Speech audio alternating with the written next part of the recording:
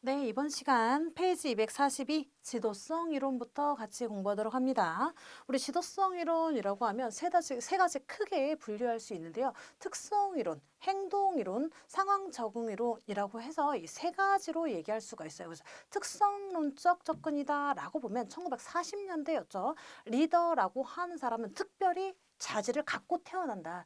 리더라고 하는 사람은 이렇게 태어날 때부터 왜 하늘이 주신 거다. 막 요런 의미로 특정한 자질을 갖고 태어나는 사람만이 리더가 된다라고 얘기했던 게 특성론적 접근이다라고 얘기할 수 있어요. 그래서 효과적이라는 리더는 그렇지 못할 리더와는 다른 일련의 특성을 가지고 있는 게 특성 이론에서 얘기하고 있는 거다라고 얘기했어요. 그래서 그것이 이제 한계점을 뭔가 드러냈죠. 어떤 한계점이었냐? 그럼 너네가 말하는 그 리더의 자질이라는 게 뭐야? 도대체 리더의 자질이 뭔데? 라고 물어봤을 때 리더의 자질이 뭔지 그거에 대해서 정확히 말하지 못했죠.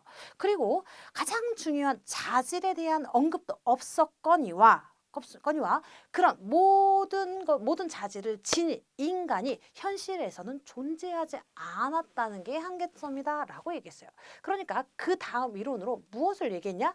행동 이론이 나왔죠. 행동 이론이라고 하는 것은 행동론적 접근이다라고 얘기해서 시대적으로 본다면 1950년대에서 60년대 사이에 이론이 나온 거예요. 그래서 이때는 어떤 얘기를 했냐? 리더의 행동이 어떤 유형 또는 조합이 모든 상황에서 효과적이다. 그러니까 이미 정해놓은 뭐 민주적 리더, 전제형 리더, 방위명 리더 이런 리더들이 딱 정해져 있어서 그 모든 상황에 민주형 리더십이 좋아. 모든 상황에 전제형 리더십이 좋아. 이렇게 얘기를 했다는 것인데 얘기를 했던 게 행동론적 접근이다라고 해요. 그래서 효과적인 리더를 가지고 있는 행동 유형을 탐색해보자라고 얘기를 했었어요.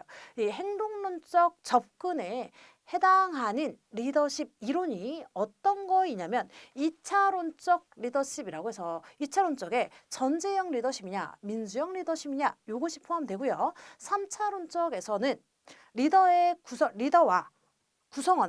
권한과 참여 기준에 따라서 전제형이냐 민주형이냐 방위명이냐 이 세 가지로 구분지어서 설명을 했고요. 또 오하이오 주립대학에서 리더십 연구에 따라서 주도와 배려에 따라서 이 구조와 배려에 따라서 리더십의 종류를 네 가지로 말했었죠. 그래서 뭐 고배려 구조이다. 저배려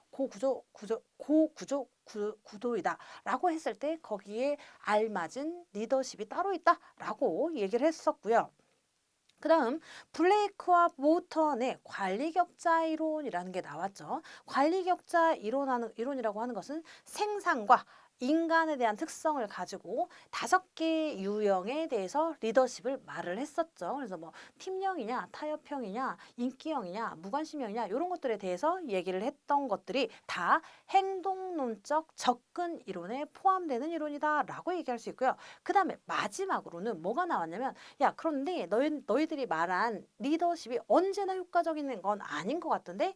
우리가 봤더니 우리가 모든 상황에 똑같은 리더십이 발휘될 수 없다. 그래서 이 리더십이라고 하는 것은 적합한 유일한 리더십은 없다라고 얘기하는 거야. 그래서 상황에 맞게 리더십을 발휘하는 게 효과적이다라고 말했던 게 상황 적응론적 접근이에요.